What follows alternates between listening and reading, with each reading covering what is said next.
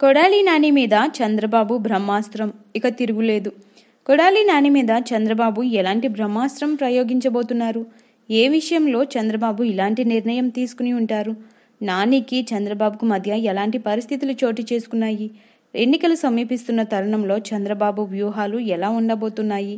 ఈ పూర్తి వివరాల కోసం ఈ ఫుల్ వీడియో చూడండి. మాజీ మంత్రి దేవినేని నెహ్రూ తనయుడు, రాష్ట్ర తెలుగు యువత అధ్యక్షుడు దేవినేని అవినాష్ను గుడివాడ నుంచి పోటీ చేయిస్తే ఎలా ఉంటుందనే చర్చ కొంతకాలంగా టీడీపీలో సాగుతోంది. కొడాలి నాని తెలుగుదేశం పార్టీ హిట్ లిస్టులో ఉన్న నేతల్లో ఒకరు. మహిళా నేతల్లో రోజా నోరు ఎంత పెద్దదో, మగ నేతల్లో కొడాలి నాని నోరు అంతకంటే పెద్దది. టీడీపీ నేతలు మండిపడుతూ ఉంటారు. చంద్రబాబును, ఆయన కుటుంబ సభ్యులను వ్యక్తిగతంగా తిట్టడానికి కొడాలి నాని ఏమాత్రం సంకోచించరు. అందుకే ఈ ఇద్దరిని ఈసారి అసెంబ్లీకి రానివ్వకూడదన్న పట్టుదలను టీడీపీ నేతలు ప్రదర్శిస్తున్నారు. కొడాలి నాని విషయంలో ఇప్పటికే పెద్ద స్కెచ్ అమలు చేశారు. ఆయన అనుచరుల్ని, ద్వితీయ శ్రేణి నేతల్ని పార్టీలో చేర్చుకున్నారు.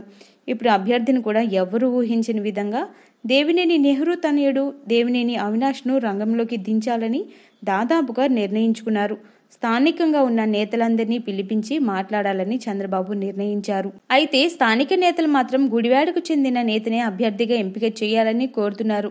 పినమినేని బాంసీకి అనుకూలంగా కొంతమంది సిఫార్సు చేశారు.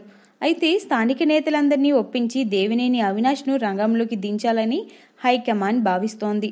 చంద్రబాబు పేరు నిర్ణయం తీసుకున్నారు, కానీ అందరికీ సర్ది చెప్పడానికి సమయం తీసుకుంటున్నారన్న ప్రచారం టీడీపీలో జరుగుతోంది. అంటే ఈసారి గుడివాడలో కొడాలి వర్సెస్ దేవినేని అన్నట్లుగా సాగనుంది.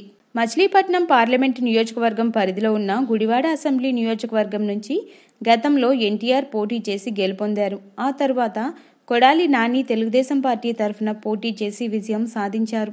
కానీ తర్వాత ఆయన వైసీపీలో చేరిపోయారు.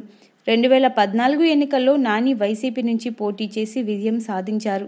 కొడాలి నాని టీడీపీలో నుంచి వెళ్లిపోయిన తర్వాత రావి వెంకటేశ్వరరావు టీడీపీ ఇన్ఛార్జిగా వ్యవహరిస్తున్నారు. గత ఎన్నికల్లో ఓడిపోయిన తర్వాత పెద్దగా యాక్టివ్గా లేకపోవడంతో యువనేతను రంగంలోకి తేవాలని నిర్ణయించుకున్నారు. ఈ వార్తపై మీ అభిప్రాయాన్ని కామెంట్ రూపంలో తెలియచేయండి. మీ అభిప్రాయం అనేది పెద్దగా అయినా చిన్నగా అయినా కామెంట్లలో పెట్టడం మర్చిపోకండి.